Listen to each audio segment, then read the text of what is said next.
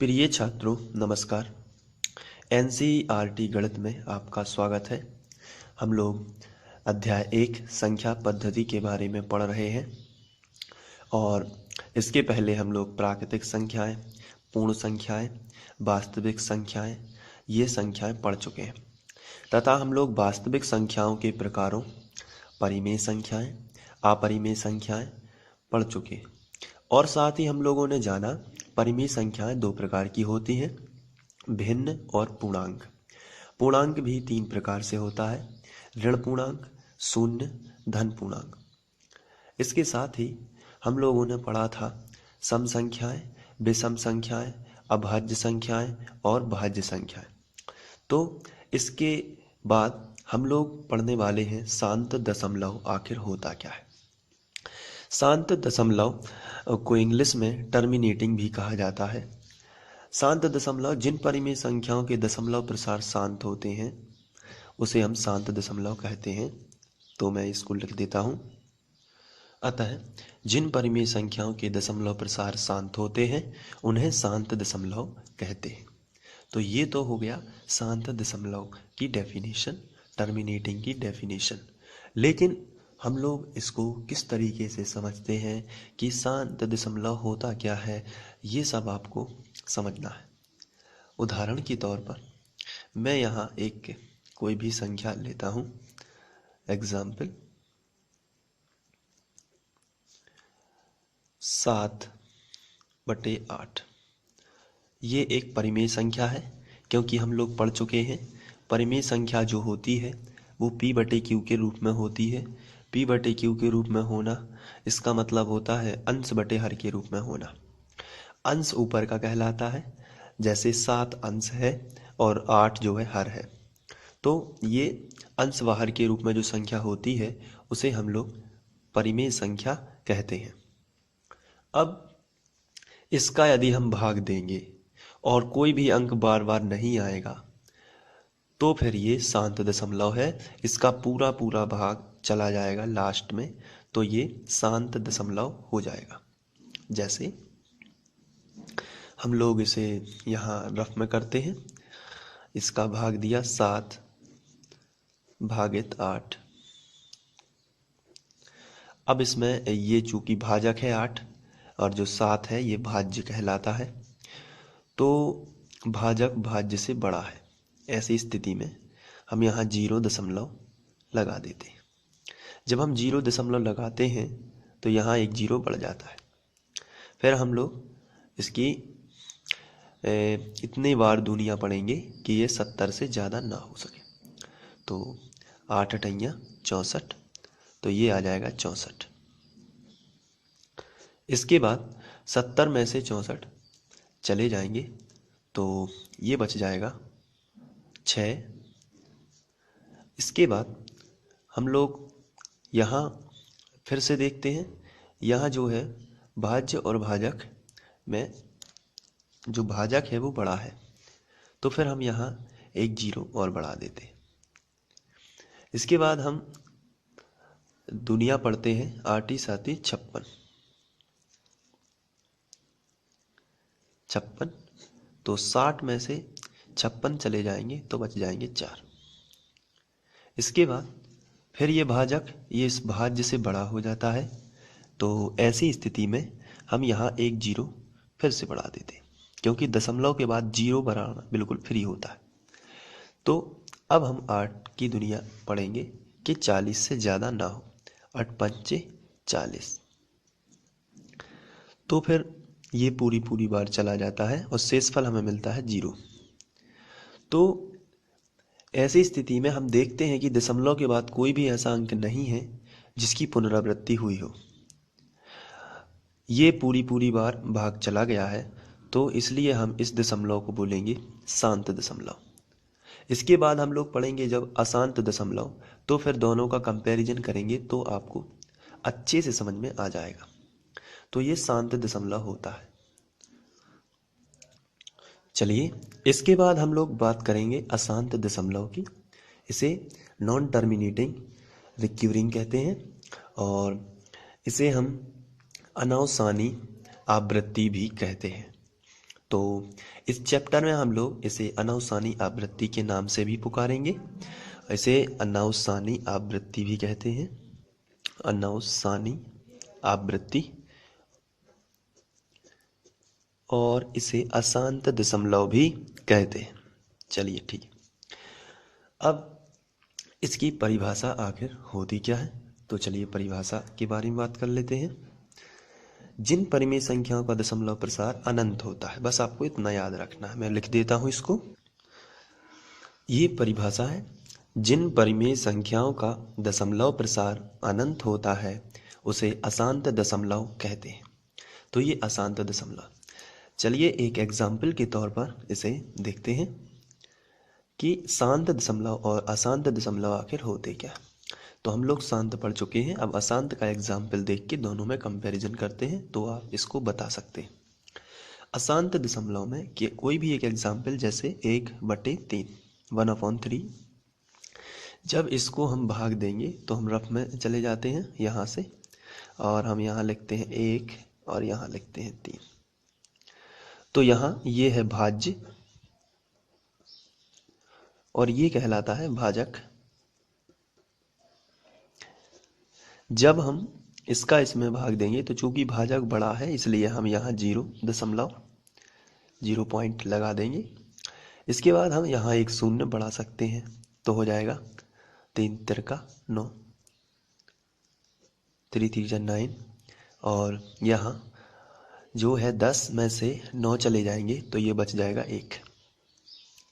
तो फिर से हम एक 0 बढ़ाएंगे क्योंकि फिर से भाजक बड़ा हो गया है, तो फिर से एक 0 बढ़ा देंगे तो फिर ये 3 तिरका 9, फिर से ये 1 बच जाएगा, फिर से 0 बढ़ाओगे आप, फिर से आ जाएगा 3 तिरका 9, फिर से 1 आएगा, फिर से 0 बढ़ाओगे, फिर 10 हो जाएगा, फिर आएगा 3 तिरका 9, तो फिर 1 बच ही रहा है। ऐसी स्थिति में जो ये 3 है इसकी बार बार पुनरावृत्ति हो रही है, यही 3 आता जाएगा, सो यहाँ से हम लोग डैश डैश डैश लगा देते हैं। तो ये जो पुनरावृत्ति होती है यही अशांत होती है, ये शांत नहीं हो पाती है। तो ऐसी स्थिति में इसका दशमलव प्रसार हम लिखेंगे 0.3, और जिस अंक की भी पुनरावृत्ति होती है उसके ऊपर ये डैश लगा देते हैं। तो इस चिन्ह का मतलब यही होता है कि ये अंक बार बार आ रहा है। जैसे कोई भी एग्जाम्पल लेते हैं, जैसे अगर आपके सामने कहीं लिखा है 0.45 और दोनों के ऊपर लगी है आवृत्ति, इसका मतलब ये डैश लगा हुआ है। तो इसका मीनिंग आपको समझ जाना है कि 0 के बाद ये अंक बार बार आ रहा है, 45 45 45, 4 5 4 5 4 5 डॉट डॉट डॉट। तो इस तरीके से आप शांत और अशांत समझ सकते हैं। अब हम लोग कुछ एग्जाम्पल करते हैं, तो आपको बताना है कि कौन सा शांत है कौन सा अशांत, फिर मैं बताऊंगा। चलिए करते हैं। हम लोग शांत अशांत के बारे में जान चुके हैं, कुछ हम लोग थोड़ी सी प्रैक्टिस करेंगे ताकि जो है शांत अशांत के बारे में अच्छे से क्लियर हो सके। पहला बताइए कि कौन सी परिमेय संख्या शांत है और कौन सी अशांत। तो अब आपकी बारी है, अब आपको बताना है कौन सी शांत है अशांत। तो इसको आप वीडियो को रोक कर इसको सॉल्व कर सकते हैं, और इसके बाद मैं आपको हल बता रहा हूँ कि कौन सी शांत है अशांत। यदि आपको समझ में ना भी आई हो तो आप यहाँ पर बहुत अच्छे से समझ सकते हैं। तो सबसे पहले आपको हम पहला क्वेश्चन लेते हैं। पहला हमें चेक करना है कि ये शांत है कि अशांत। तो हमें दिया गया है 3/5, इसको हमने लिख लिया।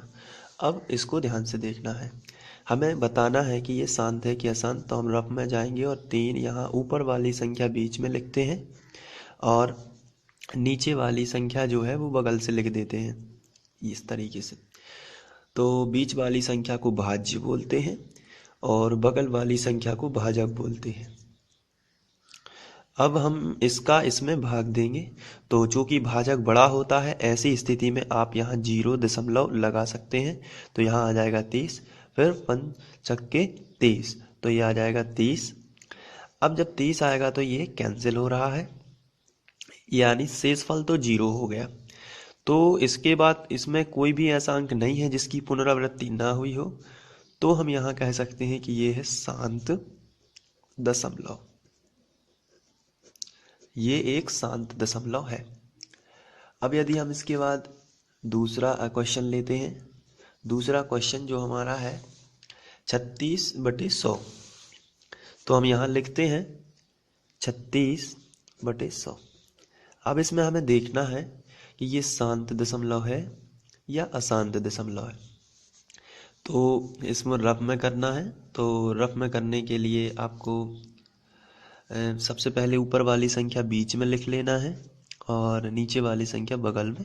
अब यहाँ से भाजक बड़ा हो गया है, जब भाजक बड़ा हो गया है तो फिर हम 0 दशमलव लगा देंगे, तो यहाँ हो जाएंगे 360, तो 100 तिया 300, तो बचेंगे 60। इसमें भाग नहीं जाता है तो हम एक 0 बढ़ा सकते हैं, तो फिर 100 × 600, तो ये आ जाएगा 0, 600 माइनस हो जाएंगे क्योंकि, तो ये भी एक शांत दशमलव है क्योंकि इसमें भी किसी भी अंक की पुनरावृत्ति नहीं हुई है। तो यहाँ भी आप लिख सकते हैं ये क्या है, एक शांत दशमलव। तो ये शांत दशमलव है। इसके बाद हम लोग तीसरा क्वेश्चन लेते हैं। तीसरा क्वेश्चन जो है उसमें दिया गया है 2/11। 2/11 दिया गया है, तो इसमें मैंने आपको ट्रिक बताई है, ऊपर वाली संख्या बीच में लिखना है और नीचे वाली संख्या बगल से लिख देना है। इसमें भाजक ये कहलाता है और ये भाज्य कहलाता है, तो भाजक फिर से बड़ा हो गया। ऐसी स्थिति में आप यहाँ 0 दशमलव लगा सकते हैं, और जब 0 दशमलव लगाएंगे तो यहाँ एक 0 बढ़ा सकते हैं। अब आपने 0 बढ़ा दिया, तो फिर हम लोग 11 की दुनिया पढ़ेंगे। 11 एकम 11, 11 दूनी 22, 22 तो 20 से ज़्यादा हो जाता है, इसलिए 11 एकम 11। तो जब हम 11 एकम 11 करेंगे तो 20 में से 11 चले जाएंगे, तो हमारे पास आ जाएंगे केवल यहाँ 9। जब 9 आएंगे तो ये 11 फिर भी 9 से बड़ा है, तो फिर हम यहाँ 0 बढ़ाएंगे, तो 11 8 88 हो जाएगा। जब 11 8 88 हो रहा है तो 90 में से 88 माइनस हो जाएंगे, तो बचेगा केवल 2 बचेगा। तो फिर हम एक 0 बढ़ा लेंगे क्योंकि वो भाजक से छोटा था, ये वाली संख्या भाजक से छोटी थी। अब हमने 0 बढ़ा दी तो ये भाजक से बड़ी होगी, अब इसमें भाग जा सकता है। तो फिर हम करेंगे 11 एकम 11, 11 दूनी 22, 20 से ज़्यादा हो रहा है, इसलिए 11 एकम 11। 11 करेंगे तो फिर आपको पता है कि क्या बचने वाला है, 8 बचेंगे, 9 बच जाएंगे। जब 9 बचेंगे तो फिर आप एक 0 बढ़ाओगे, तो फिर वही सेम प्रोसेस होने लगेगी। 11 8 88, 88 जैसे ही आएगा तो फिर आप 90 में से 88 घटाओगे तो फिर 2 आ जाएगा, और फिर 2 आ गया तो फिर यहाँ से 2, फिर यही प्रोसेस 0 बढ़ाओगे आप, फिर 11 एकम 11 करोगे, फिर 9 बचेगा, फिर 90 हो जाएगा, फिर 11 8 88 करोगे। तो मतलब ये 18 18 बार बार आता जाएगा, ये 18 18 बार बार। तो ये आप डैश डैश लगा सकते हो। तो इसका मीनिंग ये होगा कि 2/11 का जो दशमलव प्रसार होगा वो होगा 0.181818 आता ही जाएगा। तो इसको हम ऐसा लिख सकते हैं 0.18 और 1818 ही आ रहा है, इसलिए 2 अंकों की पुनरावृत्ति हो रही, तो हम दोनों पे डैश लगा देंगे। तो ये कहलाता है अशांत दशमलव, इसे हम बोलते हैं अशांत दशमलव। तो इस तरीके से आप इसको समझ सकते हैं कि कौन शांत दशमलव होता है, कौन अशांत दशमलव होता है। अब इसके बाद चौथा क्वेश्चन लेते हैं। जो हमें चौथा क्वेश्चन दिया गया है ये है 4 सही 1/8। तो सबसे पहले तो ये कहलाती है मिश्र भिन्न। तो आपको मिश्र भिन्न से विषम भिन्न में बदलना आना चाहिए। ये 8th क्लास में आप पढ़ चुके होंगे, और यदि नहीं भी पढ़ा है तो कोई बात नहीं, मैं यहाँ थोड़ा सा आपको बता देता हूँ। आपको क्या करना है, यहाँ से नीचे वाली संख्या का इसमें गुणा कर देना है, और जितनी भी संख्या है उसमें यहाँ प्लस कर देना है। जैसे 8 चौके 32, 32 और 1 33, तो 33/8 ये आ जाएगा 33/8। अब 33/8 आ गया है, तो आपको क्या करना है कि इसका दशमलव वो करना है भाग। तो अब जब भाग करेंगे तो आ जाएगा 33/8, ये रफ में करना है आपको। तो 8 चौके 32, तो 33 में से 32 चले गए तो बचेगा 1, 1 बच जाएगा यहाँ पे। अब यहाँ पे आप देखते हैं भाजक बड़ा हो गया है जबकि यहाँ शेषफल है छोटा, तो आपको यहाँ दशमलव रख देना है और यहाँ कर देना है 10। फिर हो जाएगा 8 एकम 8। जब 8 एकम 8 हो जाएगा तो यहाँ बचेगा 2। जब 2 बच रहा है ऐसी स्थिति में आप देख रहे होंगे कि फिर भी ये भाजक बड़ा है 8 2 से, तो फिर आप करोगे यहाँ एक जीरो बढ़ा दोगे तो हो जाएगा 8 दूनी 16, क्योंकि 8 तिया 24 ज़्यादा हो जाता है 20 से, इसलिए 8 दूनी 16। तो यहाँ बच जाएगा 4, फिर आप जीरो बढ़ाओगे तो हो जाएगा 8 पंच 40, 8 पंच 40। तो आप जब 40 हो गए तो आप इसको यहाँ से क्रॉस कर दो, क्योंकि ये माइनस हो गया है, ये भी माइनस हुआ है और ये भी माइनस और ये भी माइनस, तो यहाँ आपका शेषफल जो है वो जीरो है। तो ऐसी स्थिति में आप बताइए इसको हम क्या कहेंगे, शांत दशमलव की अशांत दशमलव? तो इसको हम लोग कहेंगे शांत दशमलव, इसलिए क्योंकि जो ये इसमें किसी भी अंक की पुनरावृत्ति नहीं हो पाई है, अतः यह एक शांत दशमलव है। तो आशा करता हूँ कि आप शांत दशमलव एवं अशांत दशमलव के बारे में बहुत अच्छे से जानकारी प्राप्त कर चुके होंगे, क्योंकि प्रश्नावली तब तक स्टार्ट नहीं की जा सकती जब तक आपके बेसिक क्लियर ना हो। तो बहुत ही अच्छे ध्यान से आप शांत दशमलव और अशांत दशमलव के बारे में जानकारी प्राप्त करके उसकी प्रैक्टिस कीजिए और चर्चा कीजिए आपस में। उसके बाद हम लोग प्रश्नावली स्टार्ट करेंगे। Thank you.